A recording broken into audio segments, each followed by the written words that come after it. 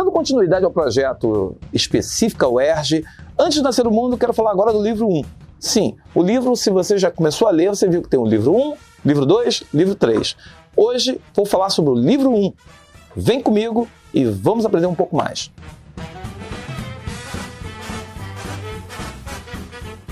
Galera, se você está lendo o livro, uma das coisas que chama atenção é que ele é dividido em 3 livros. Você tem o livro 1, você tem o livro 2 e você tem ali o livro que nós chamamos de livro 3. Hoje, a nossa aula gira em torno do livro 1.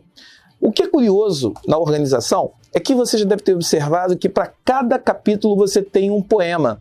E são poemas de mulheres, poemas de escritoras. E o que contrapõe com justamente, ao ser apresentado no livro 1, você descobre, por exemplo, que o Moanito, que é o narrador da história, ele procura mostrar como que o pai ele era misógino. Ele, inclusive, se refere às mulheres de forma pejorativa, xingando-as. E isso daí é interessante, como que para cada capítulo você tem ali um poema feminino. Isso já é uma coisa que chama atenção e que, de repente, pode gerar uma questão bem interessante na prova, contrastando a temática dos poemas com o conteúdo do capítulo. Tudo bem? Bem, vamos lá. O livro 1 ele vai apresentar os moradores de Jesus Além. Jesus Além, como já falei, é um espaço em que você tem, justamente assim, no interior de Moçambique, reunidos 5 homens, 5 pessoas que dizem que o mundo acabou. O primeiro capítulo, que é o narrador Moanito, você tem ali justamente ele se apresentando, ele mostrando a questão da ausência da mãe, que ele, no caso, não chegou, não tem uma lembrança da mãe, que ele não tem fotos, não tem imagens, não tem nada que relembre o passado dele, o pouco que ele viveu com a mãe.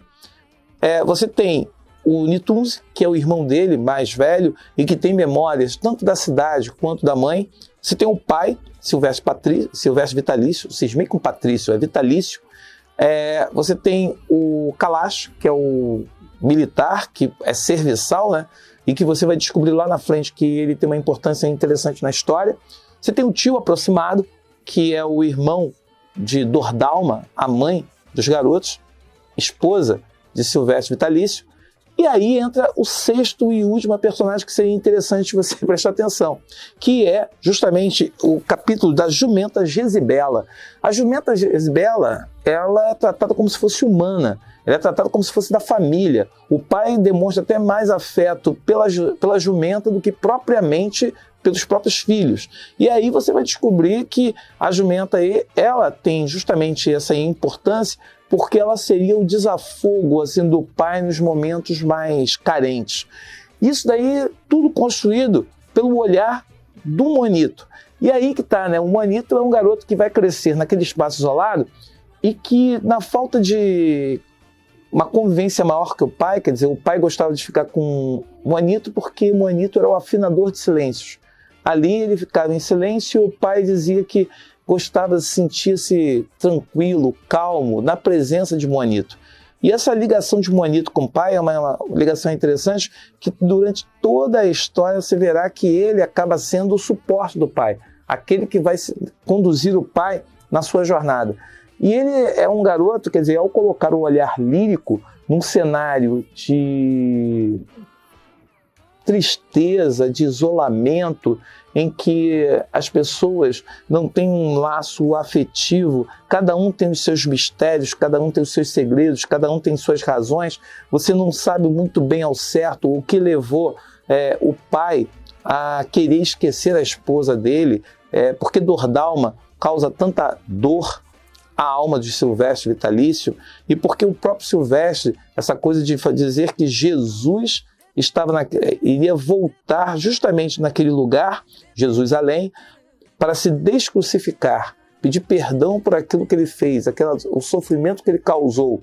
Essas fixações, essas observações do pai dentro do contexto dos personagens é interessante, porque você tem o Silvestre, que é um homem que recorre muito a misticismos, a termos místicos, para poder justamente tentar explicar aquilo que de repente para as crianças se torna um pouco, até mesmo para o próprio Moanito, se torna um mistério. Então ele vai usar muito dessa questão da crendice, do misticismo, da religiosidade, e ele até mesmo, quando mais adiante fundar uma pátria tornar Jerusalém um país e ele se autoproclamar presidente, você vê que o que predomina é sempre o caráter autoritário. E aí entra aquela desconfiança pela narrativa, da forma como ele fala da esposa. Ele foi um homem traído. A traição, ela está ali presente. Daí a forma pejorativa ao se referir às mulheres. E dizer que as mulheres acabaram, que não existem mulheres no mundo. E aí a Jezebela, a jumenta, acaba sendo a referência feminina do espaço. Então seria interessante você perceber como que as personagens são construídas, seja o Kalash naquela coisa de ser militar, do homem que ele vive para as armas, e as armas, a ligação afetiva profunda que ele tem com a questão da caça, da guerra, e ser o cara responsável por justamente levar a carne da caça para a mesa dos moradores daquele espaço.